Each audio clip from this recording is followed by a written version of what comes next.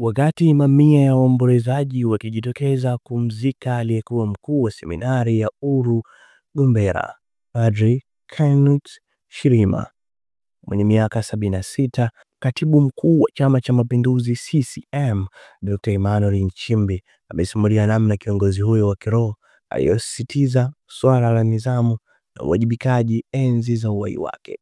Padri Kenneth alifariki Machi 7, 2025 nchini Afrika Kusini na amezikwa leo Alhamisi Machi 20, 2025 katika eneo la makaburi ya shule ya sekondari ya Uru Seminari, wilaya ya Moshi, mkoani Kilimanjaro.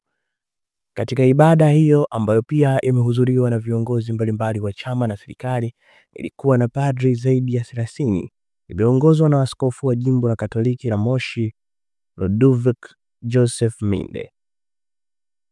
Akitoa salamu katika ibada hiyo, Dr. Nchimbi ambaye ni miongoni mwa wanafunzi wa zamani wa shule ya Uru Seminari amesema moja ya mambo ambayo waliojifunza kwa Padri Shirima ni nidhamu na uwajibikaji, maisha ambayo wamejitahidi kuyaishi hadi leo na wameona mafanikio yake. Aidha, Dr. Nchimbi ameeleza kuwa kutokana na umuhimu wake wa kushiriki msiba huu, alimwaga Rais Samia Suluhu Hassan, ambapo amesema atachangia shilingi milioni 50 kwa ajili ya kujenga kumbukumbu ya Padri Kenneth Uru Seminari.